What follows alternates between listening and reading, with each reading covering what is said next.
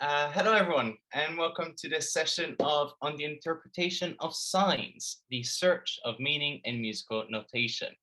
I'm James V. Barbieri, Associate Program Director of the Pari Center, and I will be your host for today. As a host, I'm here to help you throughout the call, so any problems, technical or not, feel free to message me in the chat. You can message me, Jenna Axelrod, who's here with me, and Eleanor Pete. Before we begin, I'd just like to remind everyone of a couple of Zoom rules for this call. First of all, we ask participants to please turn off your microphone during the presentation Q&A just to ensure a good quality audio. But at the same time, we encourage everyone to turn on their camera. During the Q&A and discussion, if you would like to ask a question, you can either use the raise your hand function, which is at the bottom of your screen under reactions, or you can physically raise your hand, and if I spot you, I'll call out your name.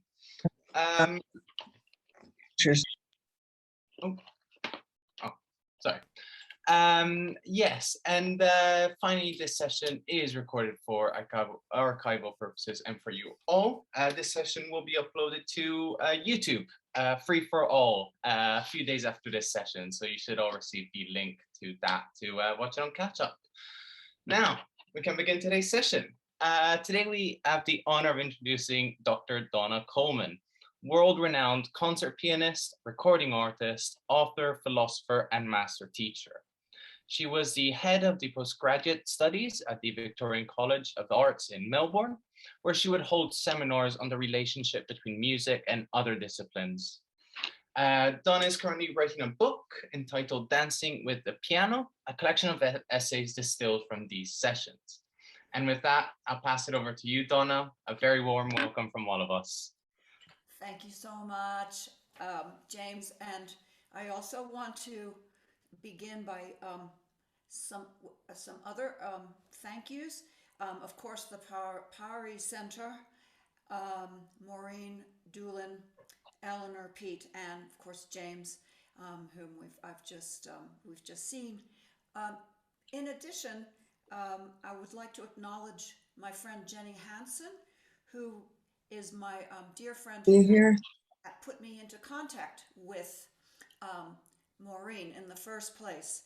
And Maureen was very enthusiastic about an article that I had written and which was then published in, I think it was the most recent issue of Pari Perspectives.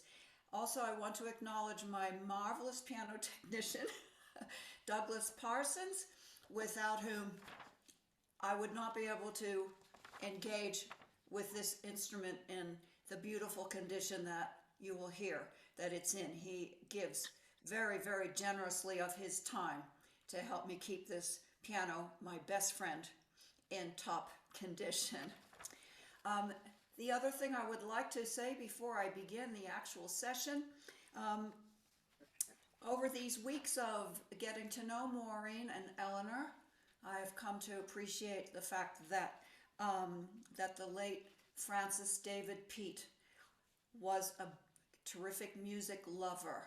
I've heard them both say many times, "Oh, my husband, our father, would have loved this project, and I would like to dedicate it to him." I'll start crying, it's like any time in these years, that we're talking about anything having to do with loss or departed. It's tough because we've all lost quite a lot. I have learned that in addition to loving the music of Johann Sebastian Bach, which you're going to hear today a bit of, he also loved John Cage, that 4 minutes 33 seconds was one of his favorite pieces. So perhaps in a subsequent episode of what I hope is going to become a series of these webinars, we will have the opportunity to explore more deeply the music of John Cage and some of his cohorts.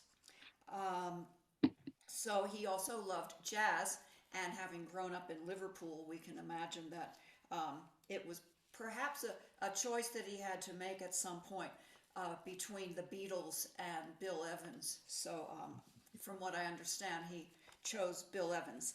In any case, now with that aside, I would like to Also, two other little logistical things. I'm not sure if James did mention.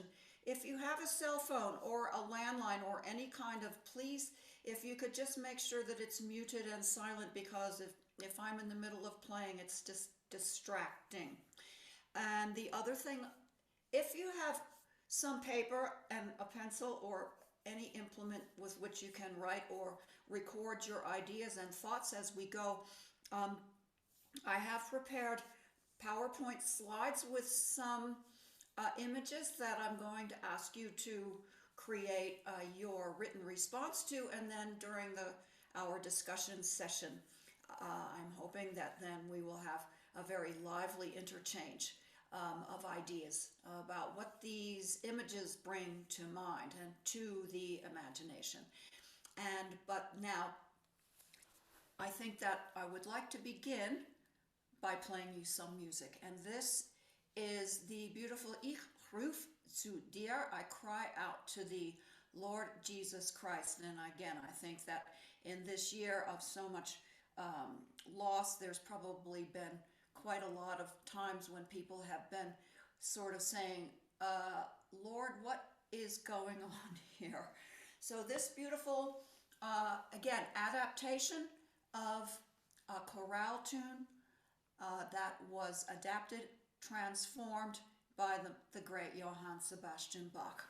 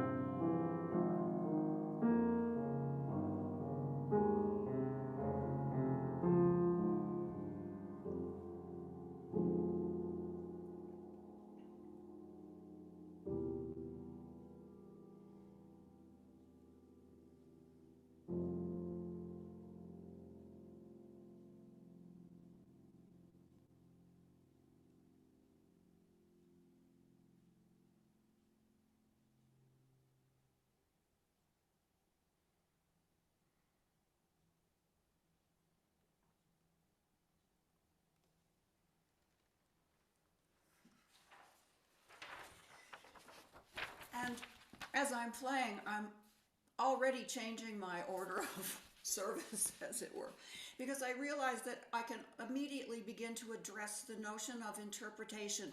Because, okay, for one thing, maybe many of you do not know how to read music, so immediately this is the beginning of it for me, because I mean I do play by ear, but also I have to say that most of my life as a pianist, starting from age 4, has been about reading music off of a page. And so it's really this, my main point here is that here I've got all of these black dots and on these lines, and then I've got these things, and I've got these things, all these signs, um, which then I have to translate into something that means something. So I won't have time to sort of tell you absolutely everything, but I think that not so much from the mechanical point of view, but really more from the artistic aesthetic point of view. Probably what you're hearing in this piece of music, number one, I think it comes across as being quite melancholy. And that's because of the key that it's in, which is a minor key. And the minor keys, F minor, the nature of the interval relationships means that I have, in this third position going up the scale, I have an interval that is a little bit tighter than the interval.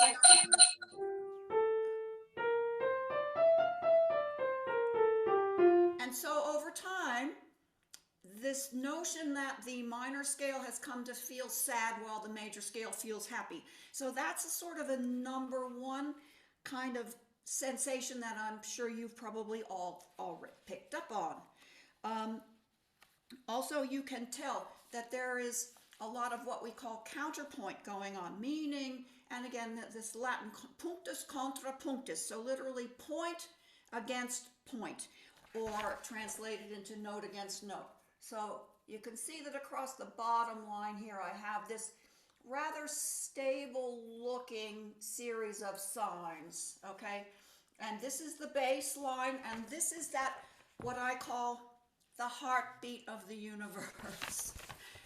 But it could also be your heartbeat, as your heartbeat connects to the heartbeat of the universe, which is, I think, also part of the reason why we respond to music as powerfully as we do. It definitely connects us the bigger forces of the universe. I hear this, though, as I said, this kind of plodding heartbeat effect. Then, of course, we have the beautiful melodic line on the top. Well, that's simply a factor of it's because this is a transcription or an arrangement of a chorale melody, which is in essence a very simple melody, which is just this.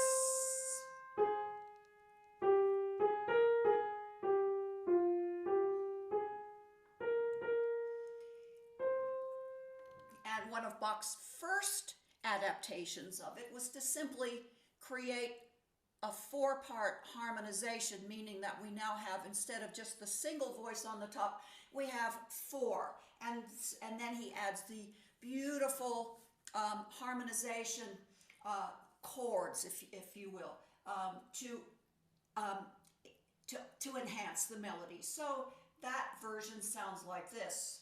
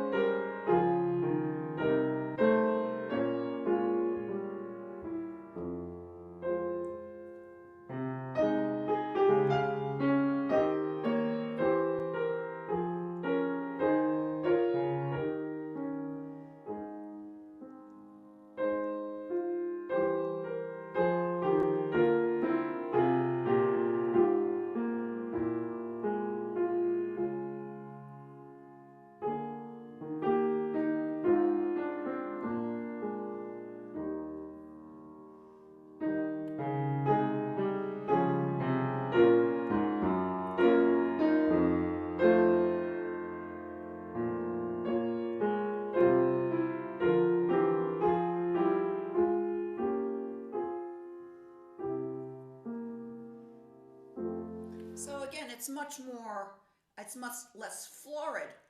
And so then the transformation from that into what I played earlier involves taking that bass line and turning it into this heartbeat of the universe. The other beautiful element that I call the river of tears that runs through the middle is this voice, the middle voice. We might call it the alto or the tenor.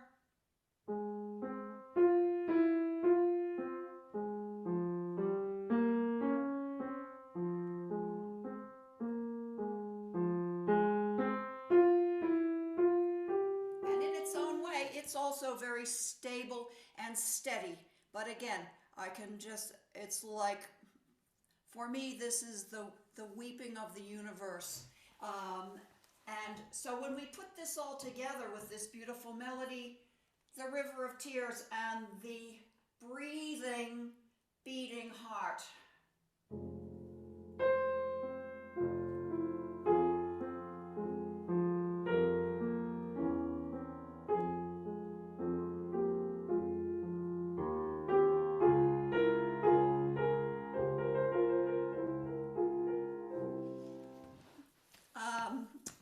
I suppose that in a way I've really described what this piece means for me, and really there's so much more to it, but rather than dwell specifically on this piece, because there's lots more to come, I would like to now, let me just check my running sheet because I'm going to absolutely get way off track. I wanted to just read something to you. This is taken from the introduction to Robert A.F. Thurman's translation of the Tibetan Book of the Dead. And I feel that it's, in a way, this has really shaped a lot of my thinking about everything since I read it about, I don't know, many, many years ago. And it's just a little chunk that is taken from the passage in which he's describing the way the Tibetans prepare to actually transmogrify, or what is the right word, that into the next life. And it's called, I call it the indestructible drop. Finally, there is the extremely subtle body-mind, where the body-mind duality itself is abandoned. This is the indestructible drop, the energy mind indivisible of clear light transparency. Very hard to describe or understand, and not to be misconstrued as a rigid fixed identity. This subtlest, most essential state of an individual being is beyond body-mind duality. It consists of the finest, most sensitive, alive, and intelligent energy in the universe. It is a being's deepest state of pure soul, where the being is intelligent light, alive and singular, continuous yet changing, aware of its infinite interconnection with everything. And of course there's more, and you can check out the book, which is just fantastic. I like to think of this indestructible drop, for me, is this. As soon as I do that, oh, well, once again, it's like, this is my experience, is the way the vibrations of the instrument then connect me to those vibrations of the universe, and then the way a composer like Bach has, in a way, captured that essence, and that every single one of those, shall we call it, indestructible drops that constitute the score of this piece. There's hundreds of them on here, and each one of them contains its own extremely subtle but ever-changing energy. And so therefore, any meaning that I am going to bring to my interpretation of this today will change in 5 minutes, or in a day. It is not fixed. So that's an important consideration. So now I think that having brought us to this point, the contemplation of the drop, James, it's now, could we go to, well, let's actually just jump right to number 3, all right?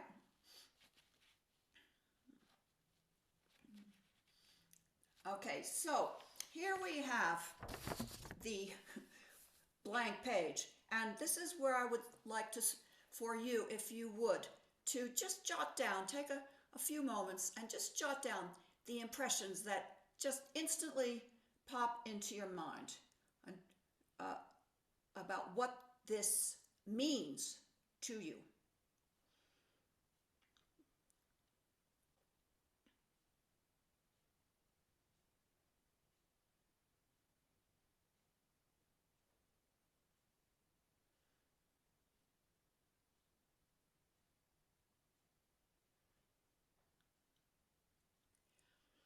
And now, James, if we could then proceed to the next one.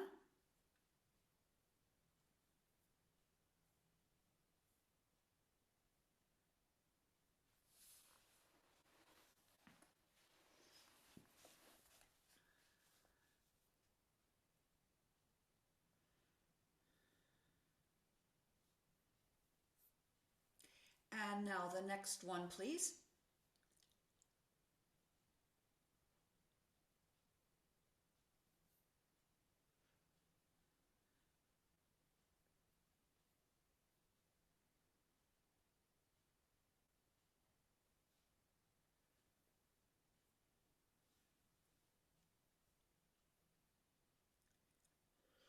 And the next one, thanks.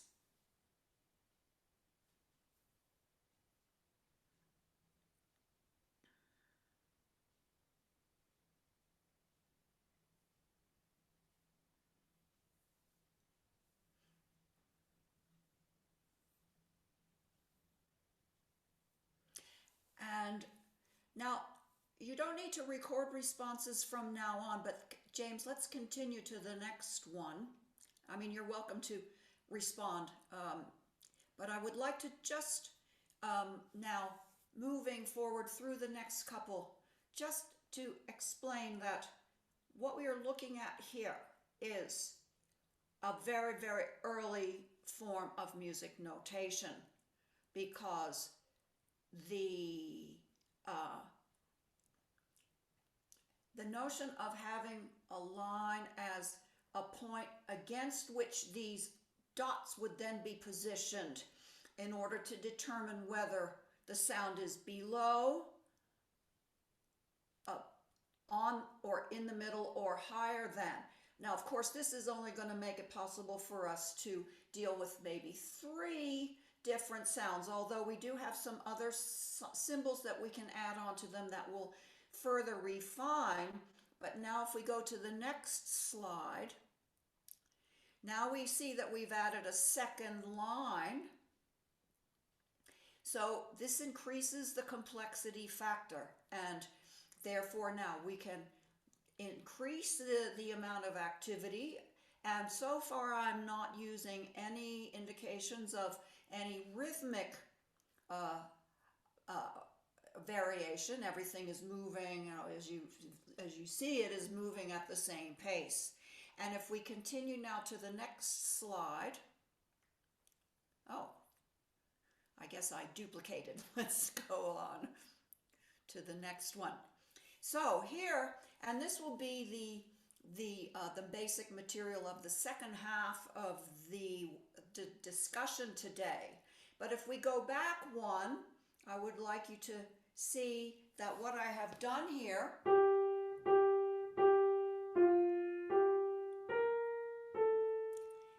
and if we go now to the next one, this is a sort of an image that would be similar to what we would find perhaps in one of the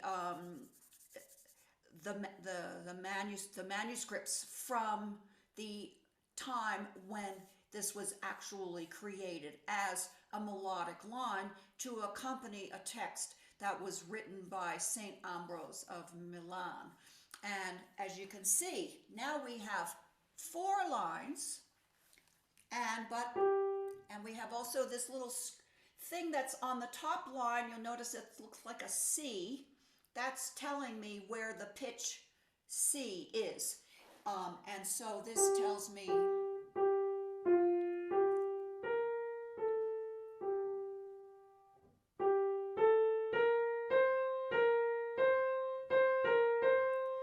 and the second last symbol that you see is what we would call a neum.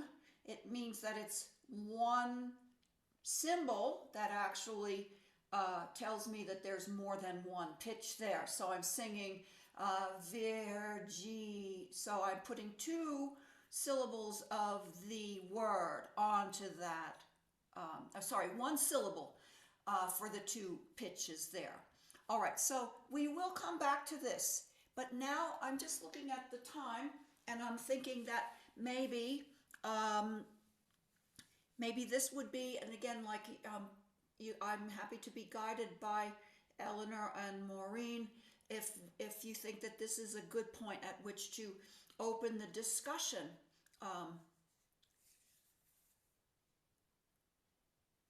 Sure, if you want to open it up, let's.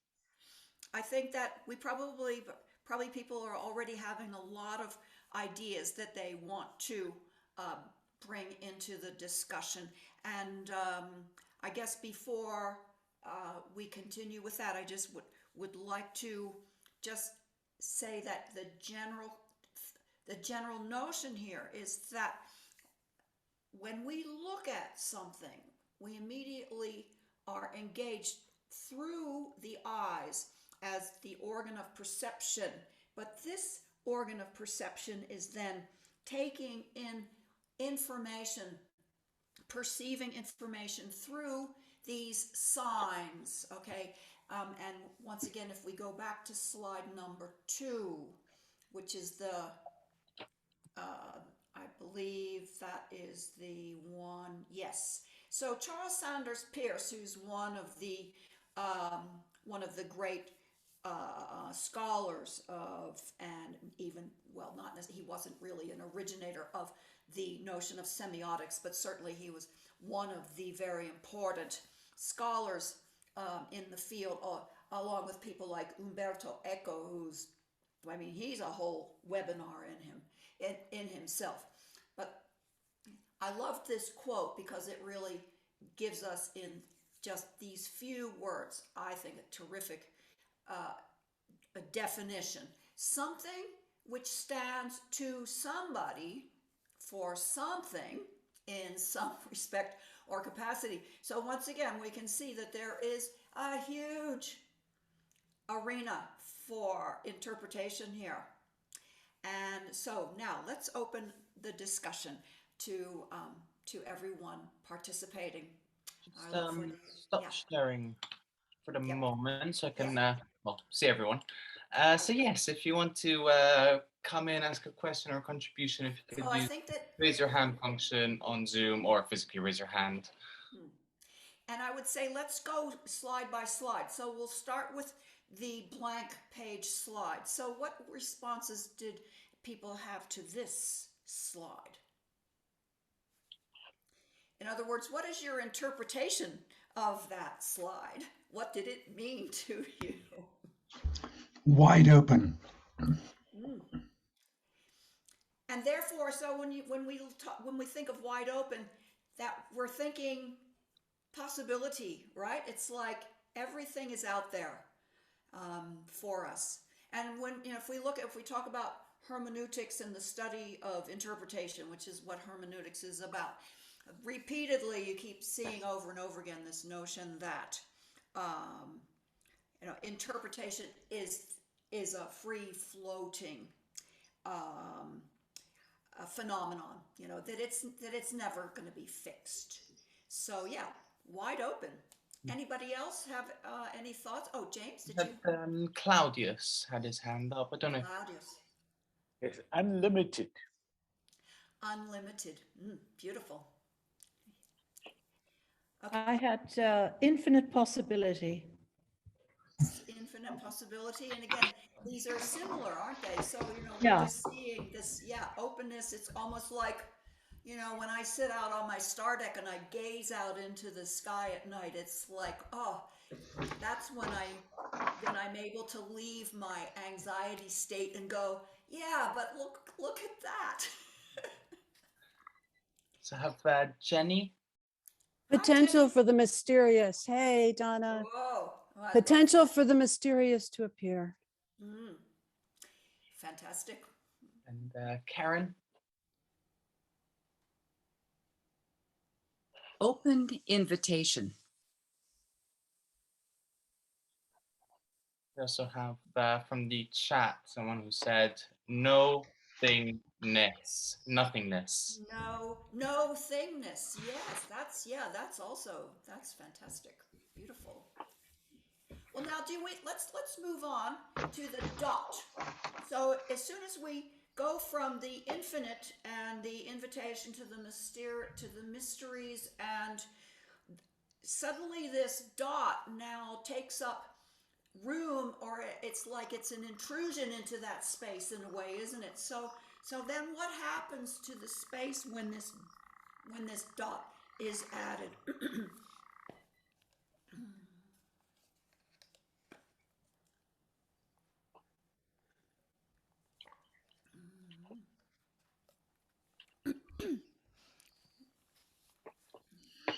It was interesting you used the word interloper. I put intrusion. I used the word interloper. Okay. Yeah. Yeah, because in a way, it is a kind of intrusion, and but then as I'm thinking about this in relation to music notation, I'm thinking, well, this is sort of my journey, really, for me as an interpreter. I see this, this. So ultimately the page is blank to begin with, and then the publisher starts putting all these lines, and so then it really is this process of interpreting these intrusions into that space and putting them into a sort of, well, okay, for us, the way we experience time as something linear, and that it has this sense of moving through time. But anyway, I'm taking up too much space here. Anybody else have any thoughts about what that dot means? Claudia. Yes, I looked at it more, if not so much of an intrusion, but almost as a planet that is suddenly appearing in space, giving us an idea of what space is. And here's this relative little thing looking for, like a traveler through space and looking for its future journey. That's just very beautiful. And again, that connects into my experience sitting out under the stars, because it does. It's like there's suddenly a perspective, isn't there? Right. It's like then, and of course then if we're looking at stars, then, and planets, we know from all the years of astronomical studies and research that the planets are in fact much closer than the stars. So that if we recognize the planets, we were able to then gain that sense of. And so again, for me, when I look at this, I'm doing sort of the same thing. I'm seeing that certain pitches on this score, in a way, are more like the planets. They're somehow or other maybe closer in. Definitely the melodic line, but even within the state of the melodic line, some pitches are more closer, shall we say, because the melodic line is also not necessarily equal. That not every dot on this page, even though it may look like it's the same size, as I interpret it, is not necessarily going to carry the same expressive content as I perform. So exactly that. And I'm just, because you brought the stars and planets into it, and I'm not going to have time to share this with you today, but I will again, part 2 or whenever. So, speaking of constellations or stars and planets, here we have Cassiopeia, which I guess for those of you that are familiar with the night sky, Cassiopeia creates this sort of lopsided, lazy W in the sky. And it's not far from Ursa Major, the Big Dipper, so it's fairly easy to pick out, generally in the northern sky, northeastern sky. At this time of year, it's going to be overhead, sort of close to being overhead, maybe, you know, by the time it's dark. So here's a very interesting thing that happened. My friend George Cacioppo, composer that I knew at the University of Michigan, he created a piece of music out of that constellation, which I just love this. And as I said, maybe next time I'll give you an interpretation of this, because it's, to me, this is just a very interesting segue to what Claudia has just said. But in any case, so now getting back to you folks and your ideas about the dot, or we could move on to the line. I don't have my clock in front of me. Just read from the. Sorry. I'll just read from the chat a few things that have come up. First one is dot forms a center, collapse, drop of water, planet Earth has come up again. The first sound, we have seed, and the recognition of potentiality enables its actuality. Oh, sorry, Donna, you're muted for some reason. Let me unmute. Okay, there. And the idea of the center and the potentiality. Again, I love these thoughts, because going back to this, so we can see that there's a very, very many of these dot centers of potentiality, indestructible drops, pure light, transparency. And as one pitch, and again, this is the article that I wrote for, and that is in the PARI Perspectives Journal, if you want to read it after. The notion of the energy that exists between every consecutive sound. But it's not just one sound following the other. It's the relationship of those sounds also in the vertical plane as intervals stacked on top of each other, but also then there's this energy that is going diagonally across as well. Then there's the energy between this heartbeat of the universe, the river of tears, as I'm calling it, and the melodic line. So you see there's levels of energy that are coming out of these single points of potentiality that are multiplying exponentially across the experience of, for me, of actually playing this, interpreting it for you to hear, but then as you're hearing it as well. Anyway, so back to you. So we'll take one more for this slide. We'll go to Bob.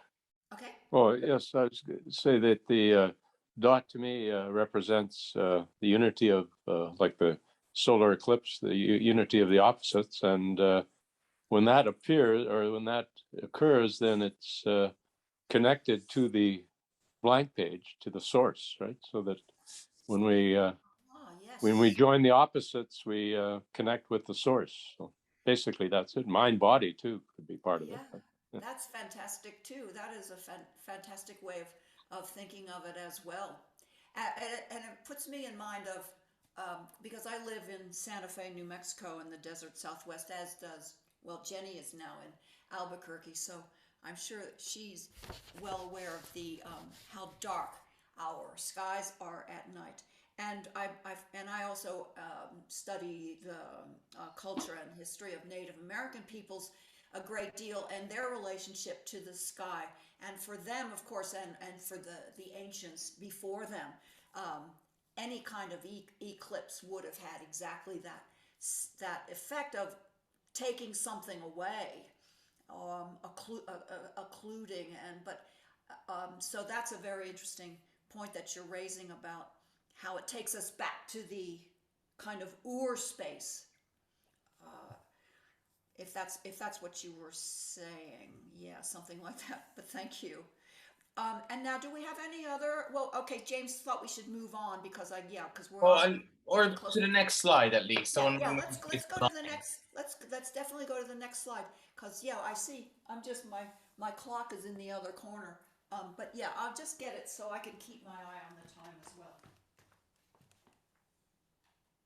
Yes, that's that third slide, the one when we introduce the line. Yeah. Oh yeah, the line. Now that's a whole nother thing, isn't it? Jenny again, yes. Hi, everybody. Hi, Donna. Hi, Jenny. So the thing that I always think of when I see a line like that is our illusion of time in this realm that we're in, and the possibility of time being something quite different in higher realms. And for me, this is also a very beautiful point, which I can directly relate then to this music. As I look at this, and this is Jenny's point about time. We tend to perceive time, and I think I said this a bit earlier on, we tend to perceive time as linear and as moving, and again, because, in the Western world, we tend to see everything as moving from left to right. And therefore, our sense of time passing tends to take that, to be represented that way. And of course, music notation does exactly that.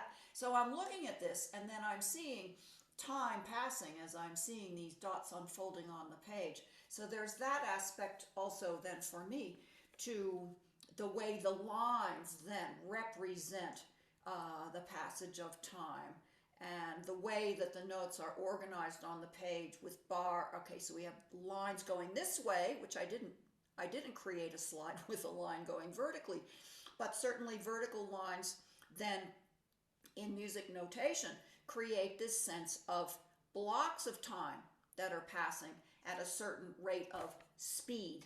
And so that's also part of the interpretive aspect of music notation, and the significance and importance of the line for us, which is going back hundreds of centuries. Anyway, so let's go back to you. Yeah, so just read from the chat a few that have come up. The first one is the line creates a division between 2 points, separation, dualism, linearity, direction, temporality, division again. And the line represents a universal around and within which patterns become meaningful. The line is a demonstration of a continuum, as distinct from the dot, which demonstrates discontinuity or a singularity. And so what we do with these are absolutely gorgeous, all beautiful, and I hope I'm going to be able to record or see all of those somehow after the fact, because I'm just loving all of these ideas that are coming to me. The continuum and again the line on the dot on the line then of course is that very, very interesting relationship then between the continuum and the fixed. And so did anybody else have any comments they wanted to make about the line? Maybe we should, go on. We've got, a few. Let's go Claudia first. Yeah. That's funny. I saw it completely differently. I looked at it more of a horizon, what's below and what's above, rather than just the continuum, Yes. the linear aspect of it.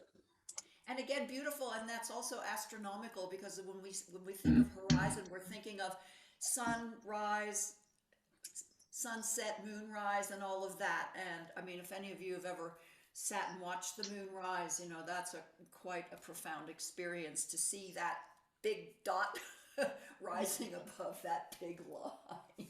It's quite overwhelming, really. Yeah. Anybody? Thank you, Claudia. Anybody else? Go to Hugh.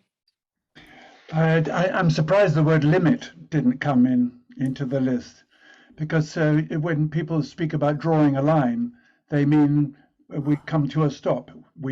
And so the line which separates also joins at one and the same movement. Yes, that's But the predominant response to line, as in drawn, line has been drawn, is finish, end. Yes, and in a way, like the line. When I mentioned that, I probably should have made a Yeah, vertical. yeah, Definitely, these vertical lines here are, as you say, they are limiting because they're telling us that this is the end of that unit of time. yeah. And so then I've just got this series of these units of time, but definitely even the horizontal line. Like if we're doing arithmetic and we see that bottom line, that's also. If I learned anything from Ravelli, it seemed to me that the idea of time being a unit was an illusion. So Yes. I'm fascinated to how we might annotate music without falling for the illusion. Exactly. Well, It's really this is again the topic probably for webinar 2, 3, or 25. But this, as you can see that here, what George has done is there's no longer the straight lines. You know, they're curved, they're wavy arced. Even down here where we see it almost looks like a genuine staff. It still is a bit rounded, and so he's and being an example of what we call graphic notation, of which there are many others that I can share with you. But yeah, and that's another huge topic of discussion, isn't it, Hugh? And everybody, that notion of time, like what is it? Where does it go? Where does it come from? Does it have a direction?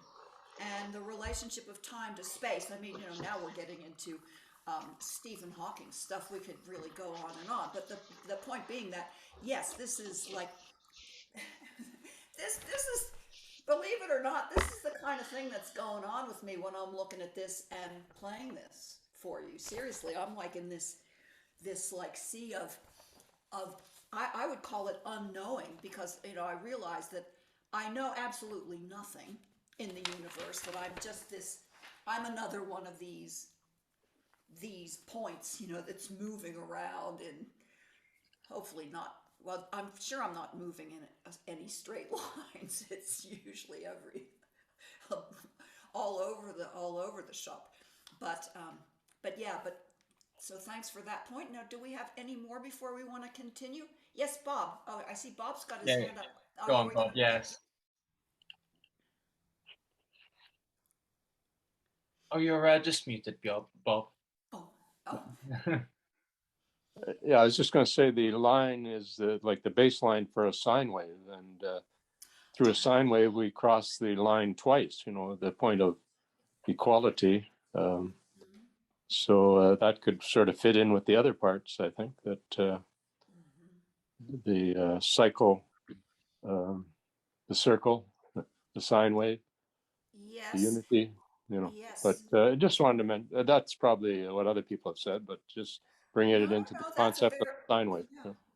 No, but that's terrific. And James, if you could go back, is it to the next slide? No, we have done the dot on the line. Go to the one before that. No, the next one. So in a way, I mean, if I had continued if I'd continued that slide, and instead of just having the 3, if I'd gone back to the middle, below, back to the middle, above, then you would actually have a sort of, and if you join the dots, then you would have that sine wave exactly that you're talking about. So absolutely, that's a great insight. So anybody, do we have anybody else want to comment before we move to the next slide?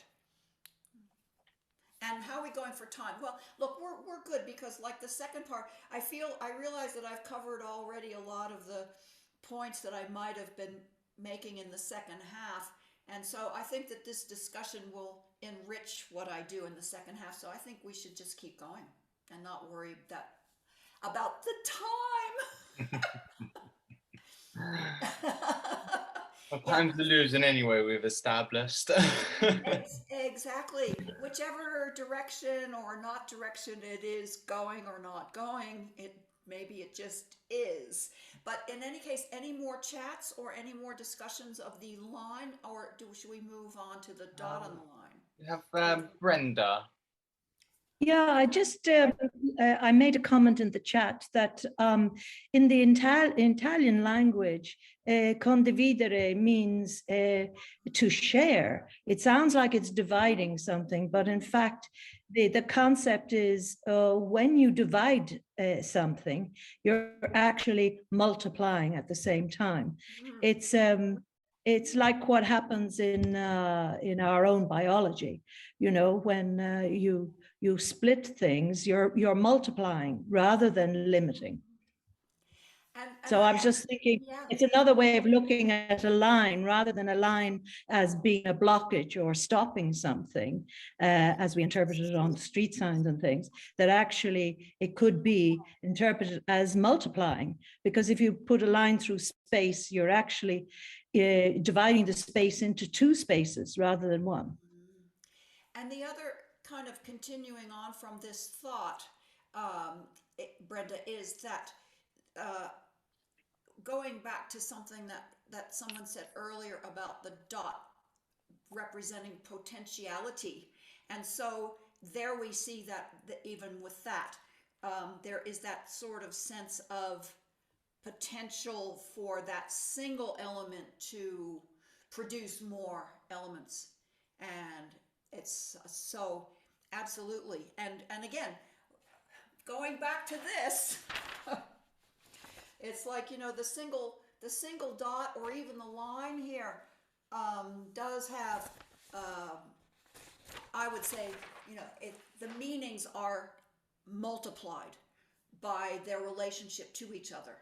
And I think that that's then maybe a good point at which to go to the dot on the line, because that's where now we start to see that these two, when they're juxtaposed against each other, we're in a whole new world, I think. Well, I'm curious to hear what you have to say about it.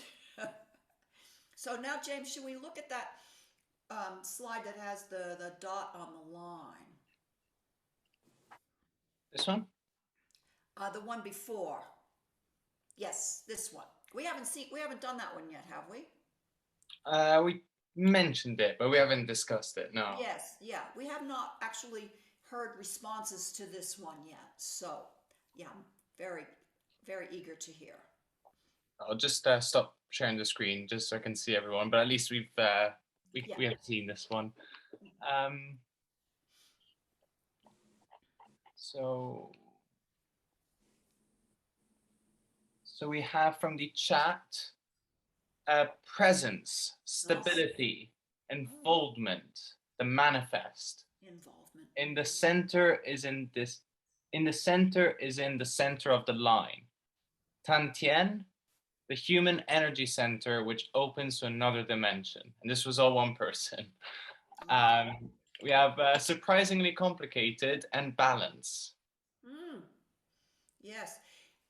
I'll respond to the surprisingly complicated one first, because it is surprisingly complicated. And once again, for me as an interpreter, it's like if there's just this dot, well, it can be anything. It can be, you know, any one of these. It can be anywhere. I could just go, ah! It can be, you know, a slap in the face. It can be anything. But when I put it on the line, again, with music notation, then depending upon the way those lines are organized and where that dot is on that line, it just unleashes a whole new world of exactly that, of complication in terms of the interpretation. So that is and balance, I suppose that balance, for example, it looks balanced the way I've drawn it, but I suppose if I did it this way, then it's no longer, then it's more like the fulcrum point of a seesaw. So that's another interpretation, isn't it? Or if I had done it this way and put the dot in the middle, that would be something else. If we think of maybe the dot also as this sort of core of our being, maybe the center solar plexus, or sort of central area of the body. We look at that drawing Leonardo da Vinci of the body and how he's got the limbs, coming out, and the circles around it. It relates to that comment too. It's like really that dot is in a way within us, and all of these lines coming out are these. Well, shall we say again, going back, this word potentiality is really sticking in my mind. It really takes us back to that in a way.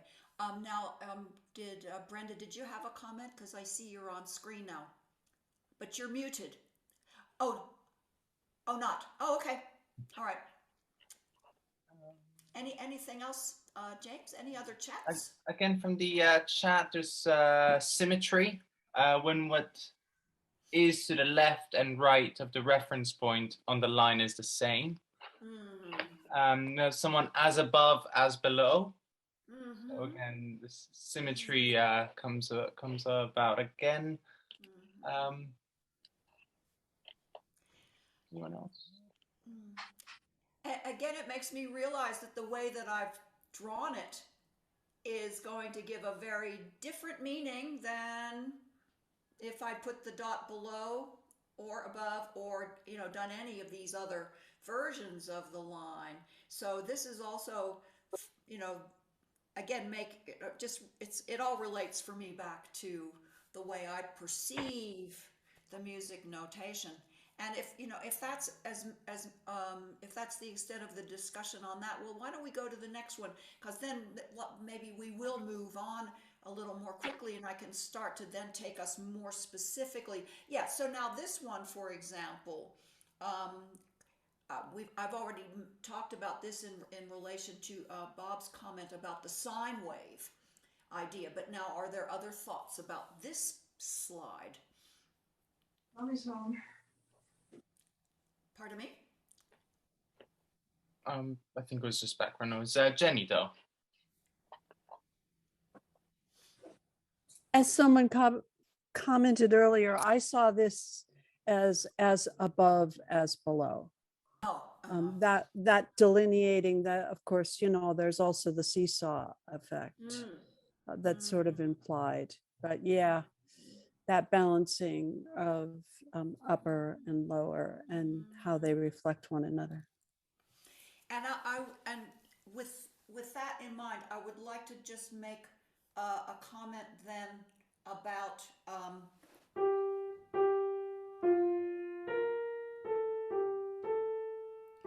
now, James, if we could advance to the next slide, because Jenny's comment makes me realize that this now, talking about the symmetry, and again, music notation, and this is also where composers seem to have this innate gift for creating melodic lines that seem to hug a central point.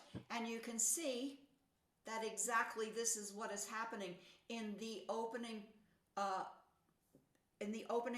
pitches of this Nun kommt der Heidenheil as Veni Redemptor Gentium, which is then been translated by Martin Luther into the Lutheran chorale Nun kommt der Heidenheil, which is then the subject of what's coming up. But what you can see is that with the two lines, so maybe rhythmically, and in terms of, say, if we're talking about the weighting of the number of events that are taking place, say on that bottom line, it's not exactly balanced maybe, but at the same time, we do see that we have this very interesting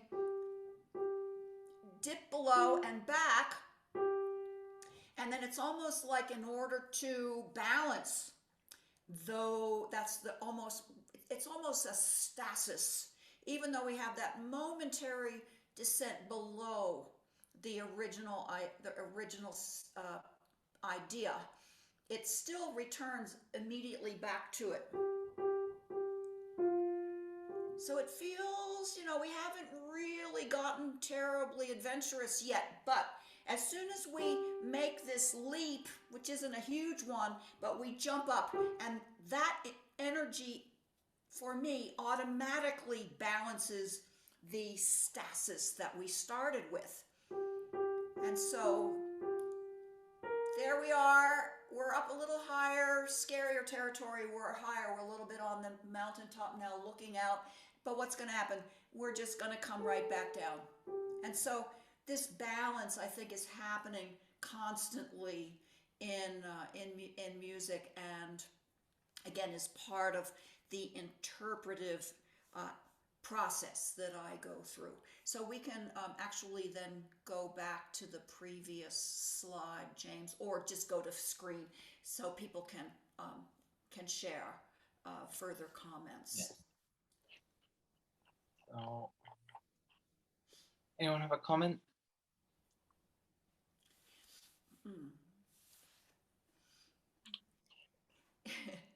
Maybe no. Well, it just occurs to me that now we are on the 10 past, about 10 past, right?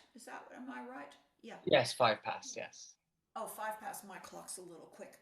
Well, I was going to suggest that maybe everybody would like to have just a few minutes of a break to just get up and wander around, have a glass of water or wine or whatever is at the appropriate hour.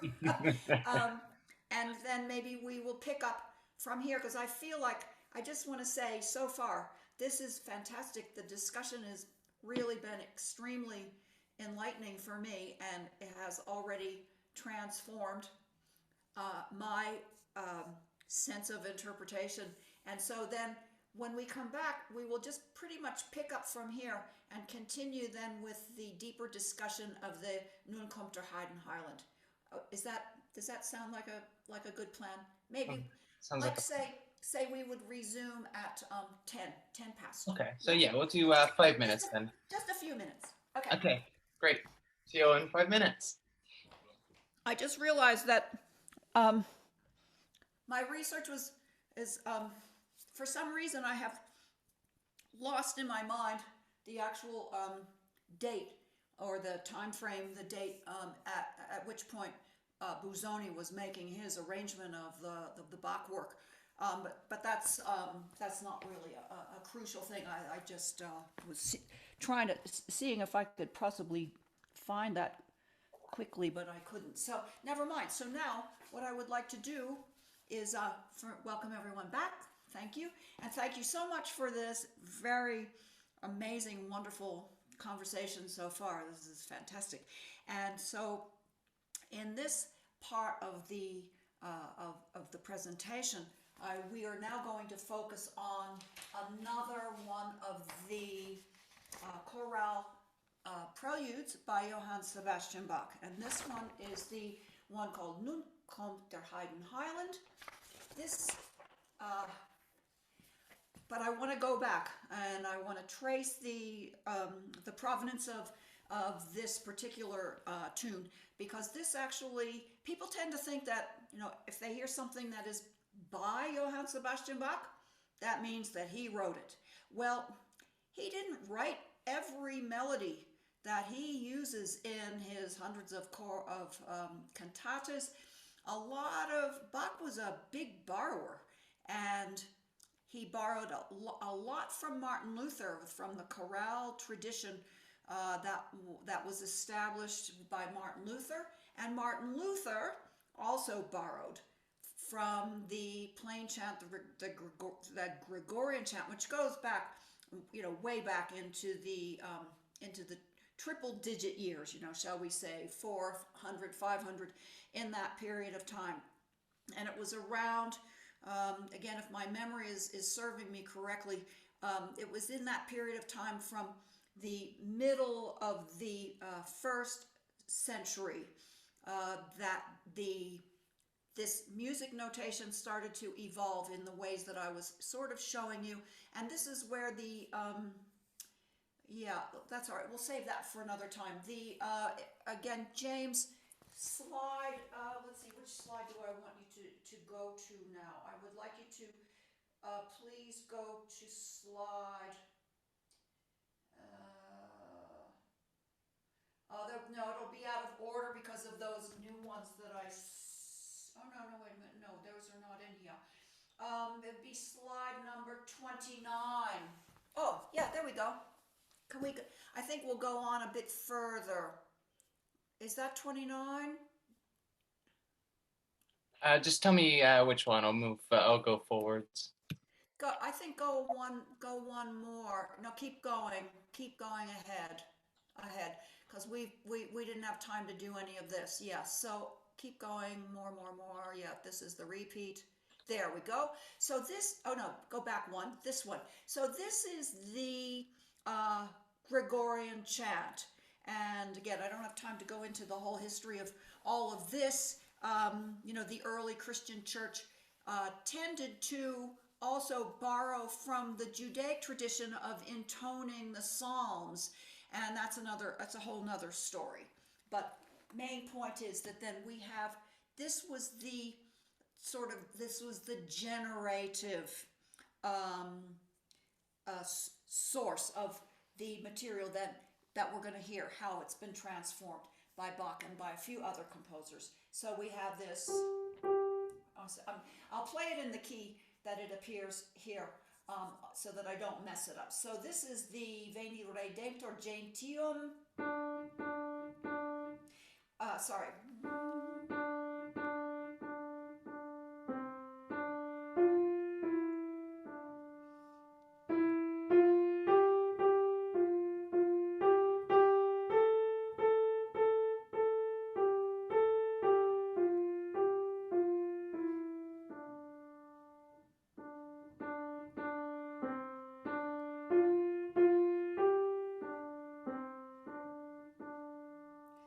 Then Martin Luther's version doesn't have all of those pitches in it, okay? And it sounds like this.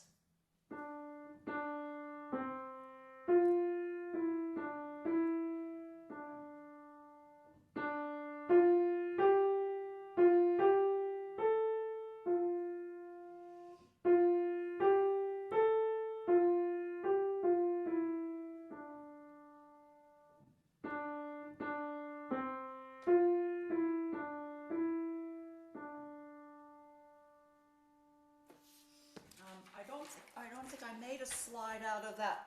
So you can see that Luther has removed some pitches and he's added a few others, but the essential contour and the essence is absolutely there. So there's no question that this is the original, or the ur. We call it the ur, the ur, or the source, the original. And then there is, I think there is the next slide, or let's continue through the slides, because now we have the next one. This is Ambrosius Aurelius. Now, he was not the composer of the melody. He wrote the lyrics. He was the Bishop of Milan. And now let's keep on going to the next slide. So as you can see, these are this is the lyrics. So Luther's, in the English translation of Luther's first verse, "Come, Redeemer of peoples, show that a virgin has given birth. Let all the world be amazed. Such a birth is fitting for God." And this actually is an Advent hymn. So this was meant to be sung in the weeks leading up to Christmas. And let's continue. So that's Martin Luther. He's the guy that did all of that I mean, it was not by any means, it would not have been the first transfiguration or transcription or transformation of that tune. What he did was he made it a little bit more florid and for his congregation, and added German words so that they could sing it. Let's keep going. The next slide. So then this is what it looks like, and probably in the 1524 publication that possibly was how Bach came to know it. That's possibly the version that he saw, that he was familiar with. So let's keep going to the next one.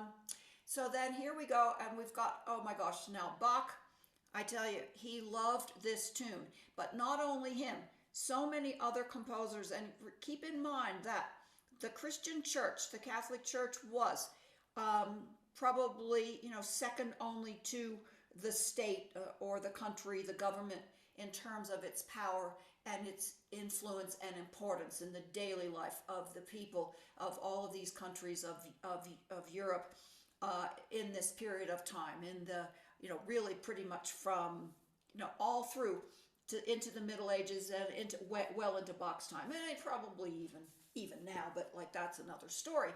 But the point being that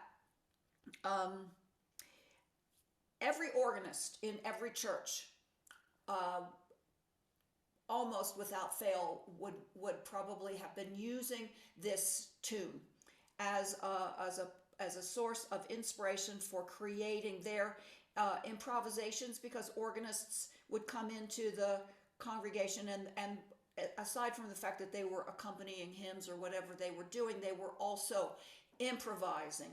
And every musician in those days was an improviser at heart, like probably before anything else. They were improvising, not so much reading music, but improvising. Imagine, there wouldn't have been that much printed music around, so improvisation was the thing. And many organists improvised on this tune in the years leading up to Bach's Bach's life. Like here we have a version by someone named Andreas Niklas Vetter, and so he takes just the opening motivic idea and he turns it into a little kind of what we call fugato, meaning that we have these overlapping ideas, the same idea but overlapping a little bit. So I'll just play a little bit of this for you. So here's the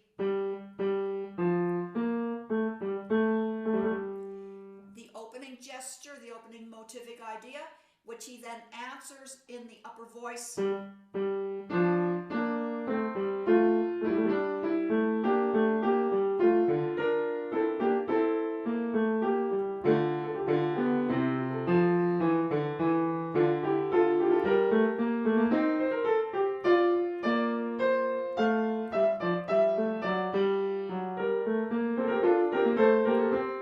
Etc. So a bit lively and probably a little faster than he would have played it. Again, I've got so many examples, as you can see. I could just sit here all afternoon and play all of these versions. There are just this, like, and I mean, these are only the ones that I could actually fairly easily find. You can imagine there's probably many others, because as I said, every organist on the planet would have been almost certainly playing this. But now we come to Bach and the way that Bach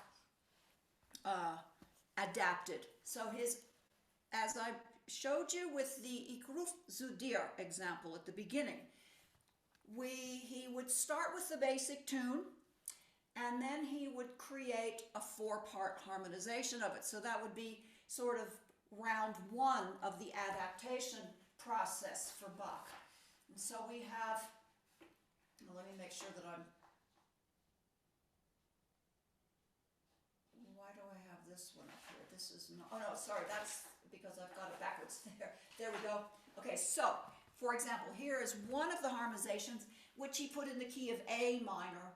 And again, another discussion, key and color Oh man, do I have a lot to say about that, but we won't go into that. But here we have the key of A minor, which is one whole step above the key that we're going to hear it later on, but never mind. So here is the tune in A minor. And so here's the 4-part, what we call chorale harmonization.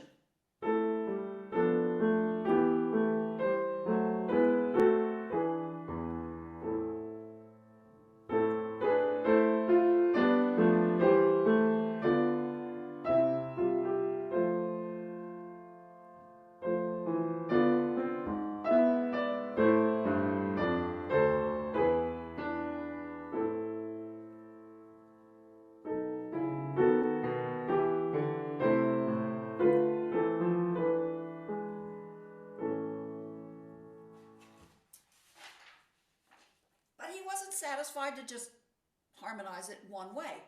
Here's another version, this one in the key of B minor, one more key up, or whole step up.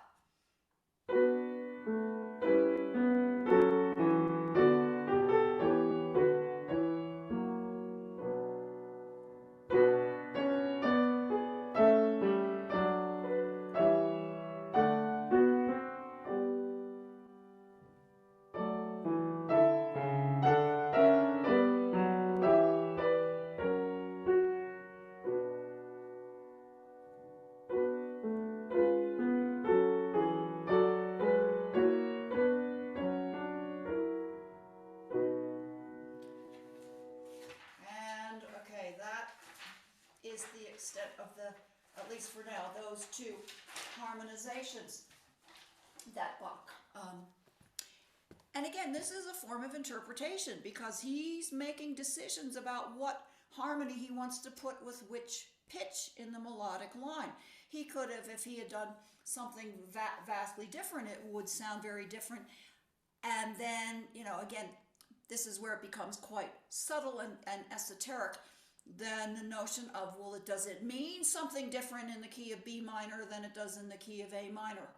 And that's again where then this probably another entire discussion about the relationship of the key to color and to the response that it creates within the sort of being of the hearer, because everybody is going to experience these keys in different ways. I feel that the key does affect the body, and it certainly affects the imagination in ways that we maybe can't even describe. And as I said, we'll save this for another webinar, but this is a fantastic book, and there is a passage in here where Nabokov actually has this discourse about color and sound, which is really interesting to me, and I won't read that just now.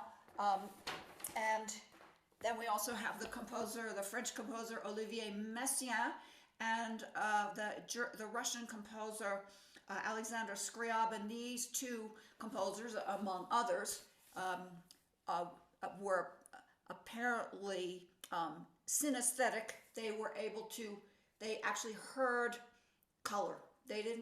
For them, it wasn't sound, it was actual. They would actually hear color. And to a certain extent, I have that myself, because for me, definitely different sounds do evoke different colors for me. But as I said, another conversation, because I want to keep going now with the Bach adaptations of this, because to me this represents aspects of interpretation, because for every different way that he has adapted and arranged this basic melodic idea to me is a form of interpretation. So we've got a number of, okay, that would be the last one, because that's, pardon me, I'm getting a little out of order here. Hold on, that is, no, wait. Okay, where did I put those? Nope, done with those. Here. I don't know how they got here. Okay, so we have, and as that on that slide that I showed James, would you mind going back to that slide that was just up there? This one or Yeah, this one. So what we can see, so these letters BWV, Bach, Verka, Vereignis is this is the letters that are used to designate the complete works of Johann Sebastian Bach. So these numbers, and they're not necessarily always chronological. So what we can see is that we have these, that he used this in cantatas, which again, we don't have time to go into those, and you can look these up and maybe listen to them online. I'm sure they're online. We also have the versions that he then turned into chorale preludes for the organ. And chorale prelude is, again, it's an elaborated version of the tune as we're going to hear. So, and then I mentioned here all the different, some of these people that had written before. And so we can see that Bach, all right, wait a minute, I have not listed everything that he did. So if we go to the next slide, I don't think I did list anything more. No, all right, that's fine.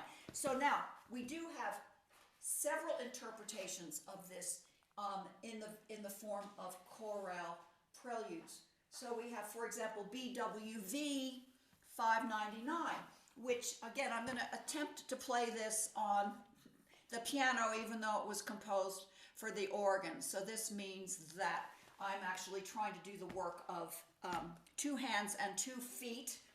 We'll see what happens. I'll do my best. It gets a little complicated contrapuntally because you see I've got that many more layers to deal with, but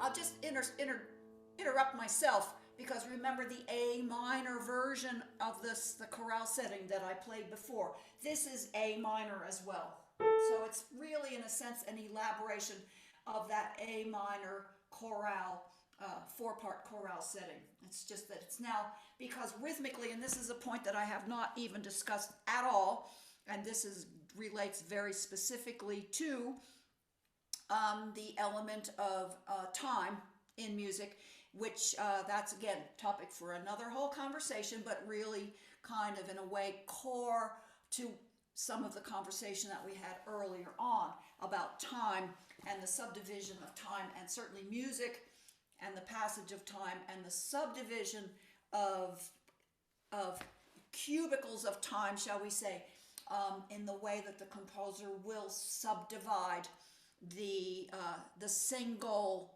point into smaller and smaller units. So we have the melody here,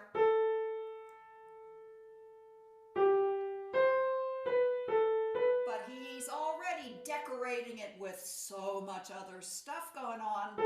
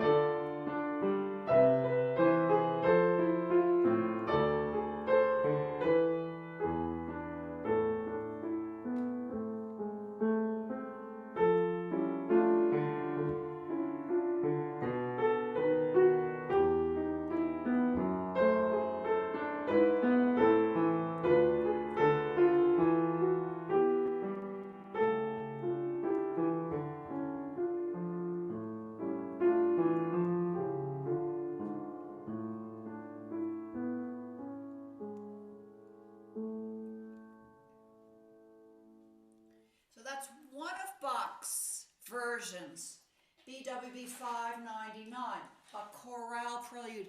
And this is a type of chorale prelude. There's several types of chorale preludes.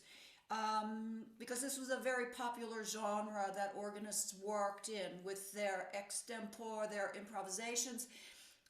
This particular type, very popular, in which the melody or the embellished melody is actually preceded and followed. Each of the four main phrases of the melodic idea are preceded and followed by a little what we call interlude or an episode. So you kind of have an introductory bit of material, the tune, then we digress into a little episodic material, then the tune again. And this is a version, and Bach, of course, is very revered and also considered probably by just about every musician on the whole planet, forever and ever, as the summa composer of contrapuntal, meaning note against note. His ability to combine many layers of linear events moving in different rhythmic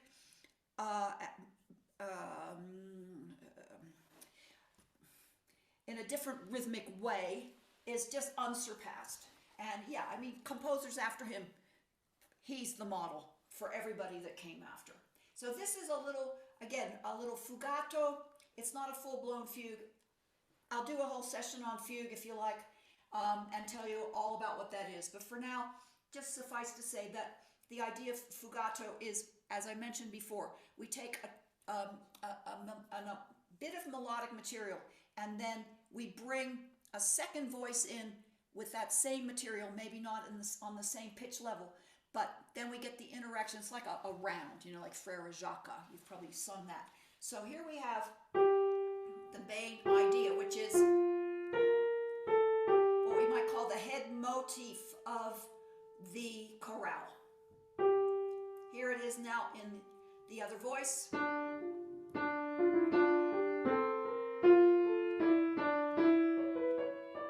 Now it's in the bottom voice. In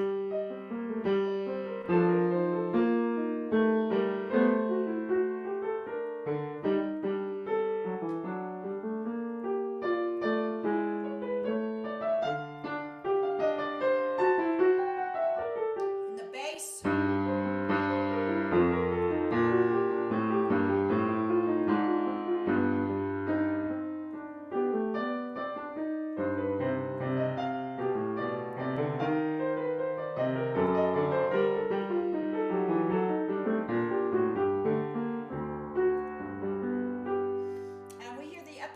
Material that then intercedes in between the little fugato areas, which again are not huge and they're not elaborately worked out, and that's the extent of it. So that's his BWV 699.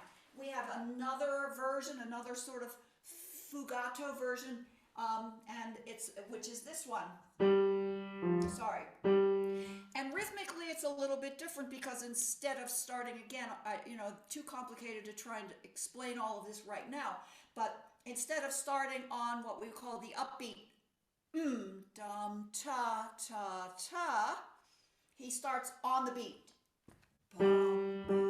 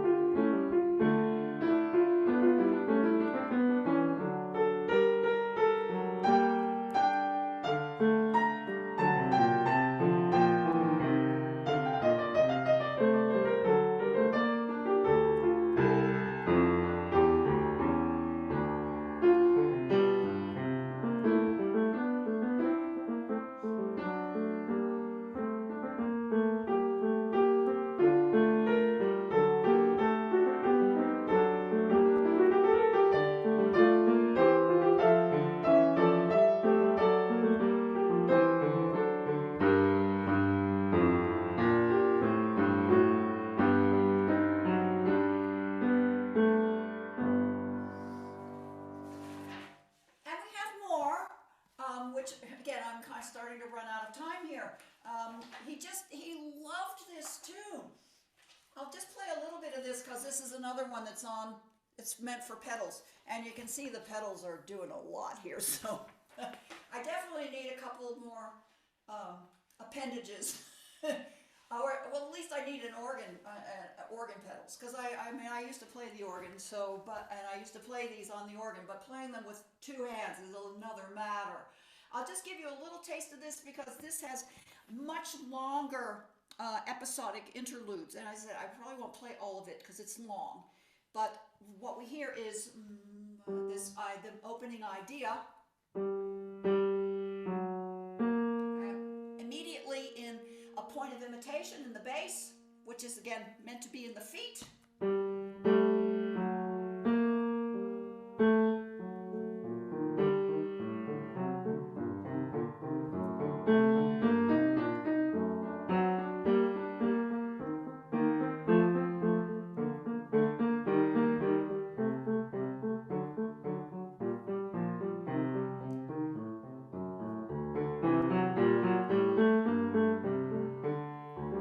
Here's the melody.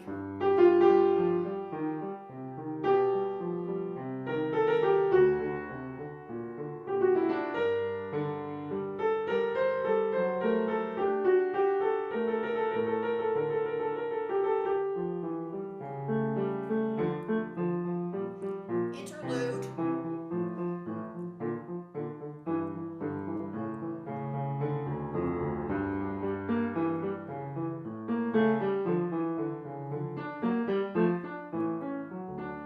And then here we have the imitative entry, again, just to bring us back to the beginning.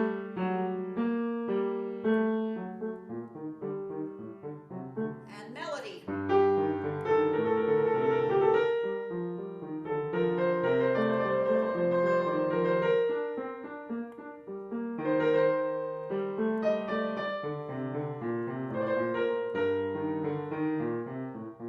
Etc.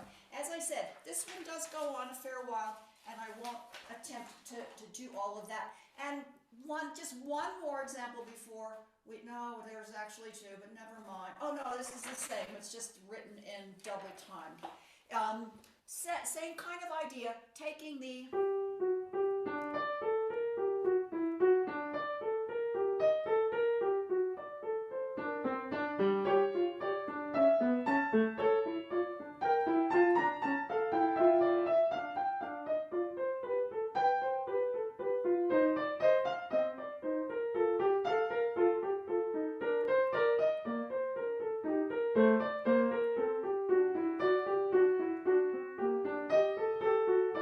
here's the melody.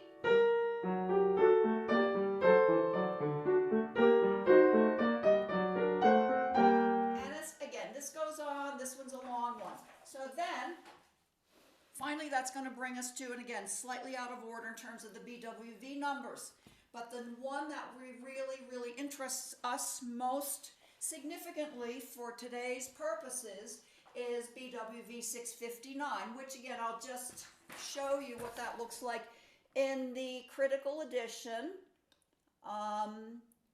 And so you can see again, it's on three staves. Talk about complexity.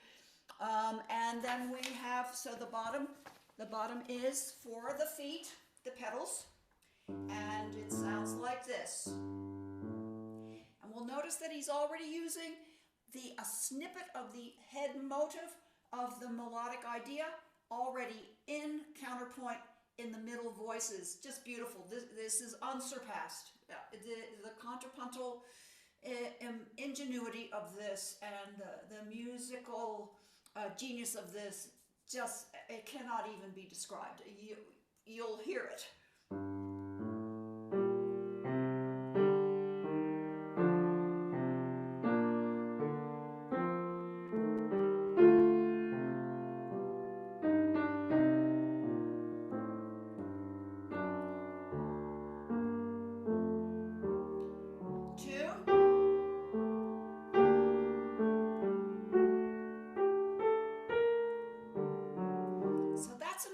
Because what you're going to hear is that this is the version that the Italian composer Ferruccio Busoni, sometime in the early 20th century, sorry I don't have the precise date right here. I should have had that in my mind for you today, but that's all right. It's not really that critical.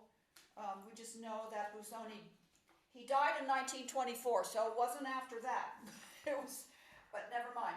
Here's the, so now,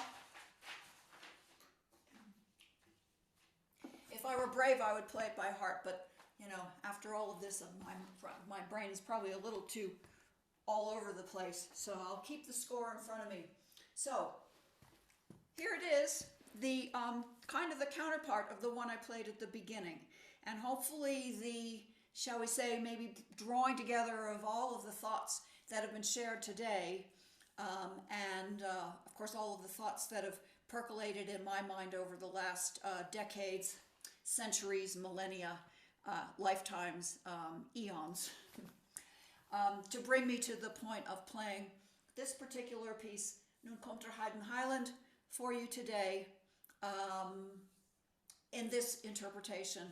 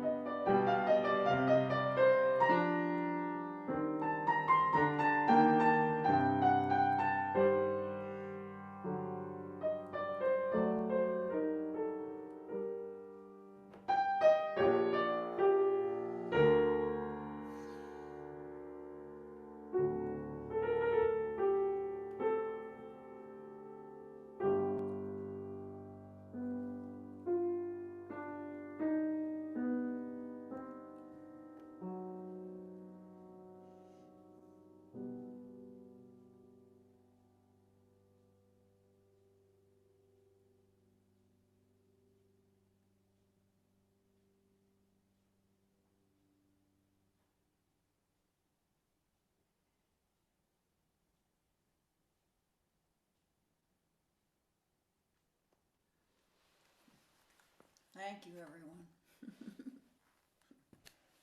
Thank you.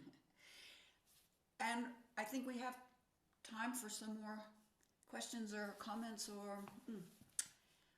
First of all, I'd just like to thank you. That was really amazing. Thank you so much for performing for us today, Donna. But yes, we've got about 5 minutes for some questions. Who would like to go first? Hugh. Oh, you're just muted at the moment.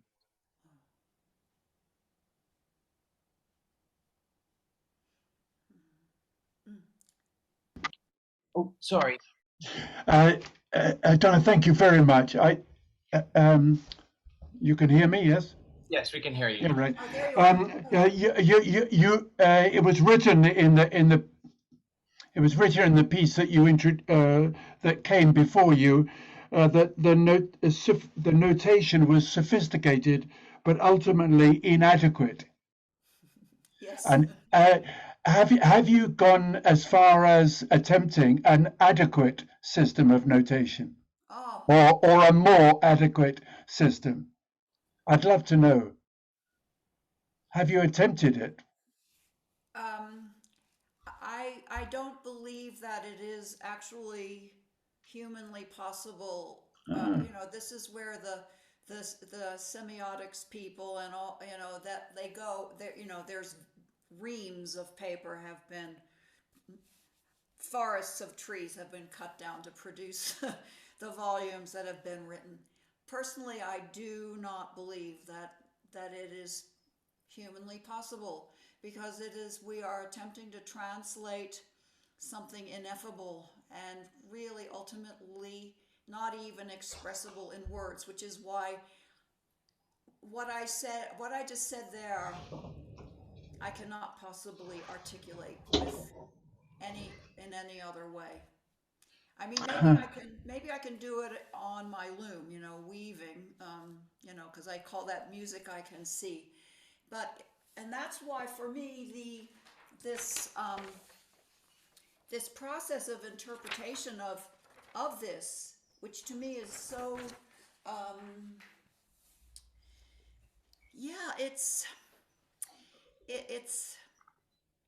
it's really it's almost like, how do I don't even know how I do that.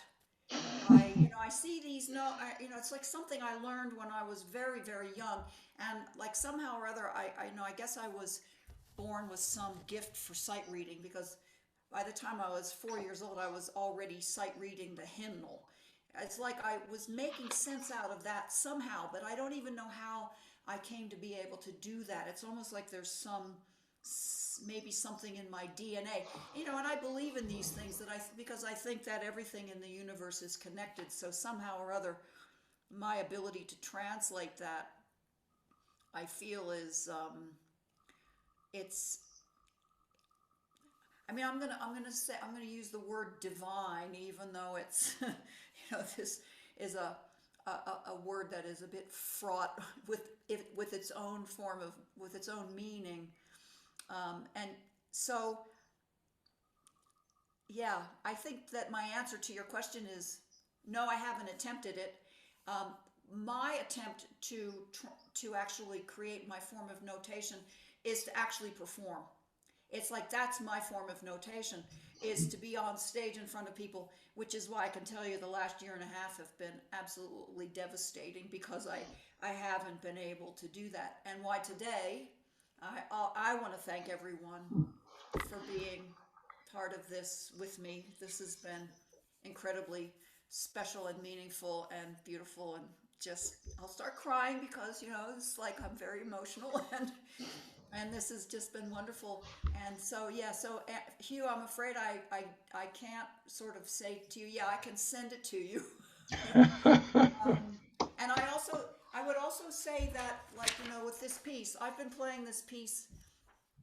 I'm sure I've been playing this piece for at least 50 years. Well, no, maybe not quite 50, but coming up on 50 years, because I was introduced to this piece by my Italian teacher, Niccolò Sartori, who was a pupil of Benedetti Michelangelo, and some of you, if you're familiar with the great pianists of the mid-century, he was one of Michelangelo's students, and I mean, how I stumbled across this person in my young life, and had the great privilege of studying with him. But see, he introduced me to Michelangelo's interpretation of this Busoni interpretation, and I listened to that, and I'm sure that probably a lot of my understanding of the music also came from listening to it, but it's also over these years, because I've played the piece. I would play it in concerts, maybe, for over a year, and then maybe the next year I was into other repertoire, because I play a lot of 20th century music as well. Also Beethoven, and so like I would not necessarily always have a program that this would necessarily be that would work with, and so it would go away for a while. Then I bring it out, and amazing, every time I bring it out, it's like a brand new piece. Different colors are coming out, different voices I'm hearing that I didn't hear before. I'm noticing different things. I'll think texture somehow or other changes, like I want to bring out a middle voice a bit more. And to tell you the truth, I don't even know. Those decisions get made in a very intuitive kind of way. Also, like I couldn't say, oh yeah, it's like I sit down and I go, oh yeah, look at that, I forgot about that voice. It's like something as I'm playing, it's like the voice is saying to me, hear me this time. So the music is very much alive for me. And like I said, like I wrote in my article, I'll start playing it again because we have a second. This time I'll put the score away, because now this is when it's totally, this is the total immersion, the indestructible drop. I go and I put my hands on this sound, and I feel this energy that's like the vibrations of the strings, the vibrations of the universe, in my body. And I don't know whether it starts here or starts here. I can't tell where it starts, or it starts out there. It's like that idea of that sound is in my imagination, and then I put this down, put these notes down. The vibrations now begin this circular, again, going back to our signs and the lines and the dots and the circular, and I'm feeling, and it's like now I'm in, and I'm just in, and I'm not thinking anymore.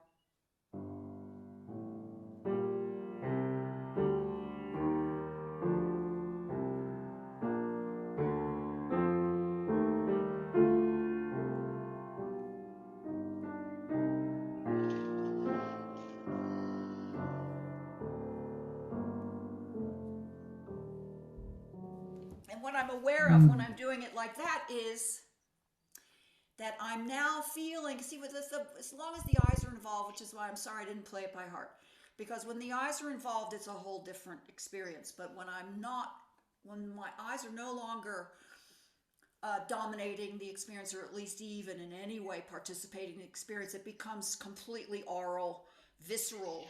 And then what I'm aware of is the rise and the fall. I'm aware of the contour. I'm aware of the sense of, okay, so he rises up to this point and then he stays there and then he goes back down. And I feel there's this energy moving through my being, which is the interpretation of that. But again, it's like, I don't know which comes first.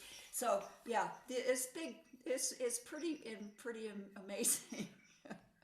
This playing music, it's fantastic. For those of you that are musicians and play music, I'm sure you know what I'm talking about. And if you don't play music, perhaps you engage in another art form, or dance, or you write, and you have that experience of immersion in the experience, which is really transforming. It's transformative. Anyway, sorry, I didn't mean to go on and on, but yes. Wonderful. Thank you, Hugh. Thanks again, everyone. And Yes, any other question? I mean, I don't have to go anywhere. yeah, I mean, yeah, we do have like this technical Your time limit. session. Yeah, I mean, if I don't know if you have any like last minute, very quick remark, 1 minute, just to close the session, Donna. Oh, for me? Yes, from you.